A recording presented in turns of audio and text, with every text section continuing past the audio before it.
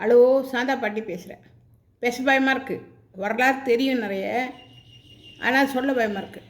வம்பு வருமோ, அது என்னமோ என்எஸ் கிருஷ்ணன் சொன்ன மாதிரி தேன் இருக்குது, தொடலாமா தொடக்கூடாதான்ற பயம் எனக்கு. எங்கள் பாட்டி அந்த பேரூரெல்லாம் சொல்கிறவங்க. அதனால் எனக்கு தெரியும் பயம், எங்கள் பொண்ணு சொல்லக்கூடாதுன்னு சொல்லி. ஆனால் நான் சாமின்னா மனுஷன்தான் சாமியாக வரான். இந்த கேரளா போயிட்டு போயிட்டு வரும், தண்ணியில் அடியில் போயிட்டு வரும். அந்த வயநாடு பகுதியெல்லாம் போகாது. அந்த கொல்லம் கோட்டயம் அந்த படியெல்லாம் அது உள்ளுக்கு போயிட்டு வெளியே வரும், போகும். அந்த மாதிரி பரசுராமன் கண்டுபிடிச்சான். அப்புறம் பரசுராமன் கண்டுபிடிச்சா சதுப்பு நிலம், என்ன செய்கிறது? அப்போ அங்கே யாருமே கிடையாது, என்ன எந்த மக்களும் கிடையாது, பாம்பு தான் இருக்கும், சதுப்பு நிலம். அப்போ அந்த இடத்துல என்ன பண்ணால், நம்ம முருகன் தான் அந்த இடத்த சுத்தம் பண்ணுவோம். பரசுராமன், முருகன், சிவன் கிட்ட போய் கேட்கும். அப்போது நம்ம சிவனை முக்கண்ணான்னு கூப்பிட்ற பார்த்துருக்கியா? 3 கண் இருக்குது. தேங்காய்க்கு 3 கண் இருக்குது.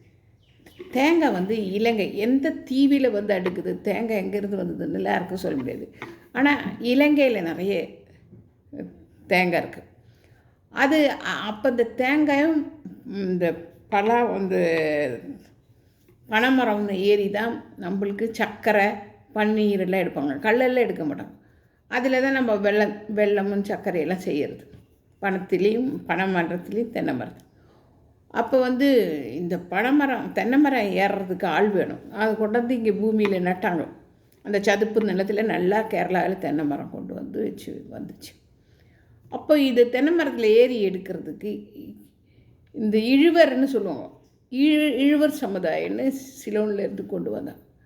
அவங்க தான் அந்த தென்னை மரத்தில் ஏறி அந்த தேங்காயெல்லாம் அறுத்து அந்த கல்லில், அது பன்னீருன்னு சொல்லுவாங்க, அதில் தான் நம்ம சர்க்கரை காய்ச்சி சர்க்கரை வெள்ளெல்லாம் எடுக்கிறாங்க. அந்த சமூகம் அப்படி வந்தோம். கேரளாவில் இங்கேருந்து தமிழருங்க போனவங்க எல்லா ஊர்லேருந்து ஆரியர், கிறிஸ்டியன், முஸ்லீமு எல்லாமே சேர்ந்தவங்க தான். ஏன்னா அந்த ஊர் அங்கே இல்லையே. அப்போது சிவன் தான் கூட்டின்னு வந்தது. நீங்கள் வேணும்னா முருகனை தான் மலையாளி குலதெய்வமாக கும்பிடுவோம். முருகன் கோவிலுக்கு பழனிக்கு நாங்கள்லாம் போவோம், நல்லா சந்தோஷமாக போவோம்.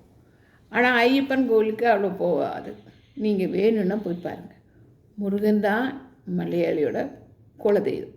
ஆனால் இலங்கையில் இன்னும் அந்த பரம்பரையில் இருக்கிறாங்க. அங்கேருந்து கொண்டு வந்து தான் தென்னை மரம்லாம் வச்சோம். அதே மாதிரி பனைமரம் வச்சது நம்ம கன்னியாகுமரி கீழே இருக்கிற நாடார்.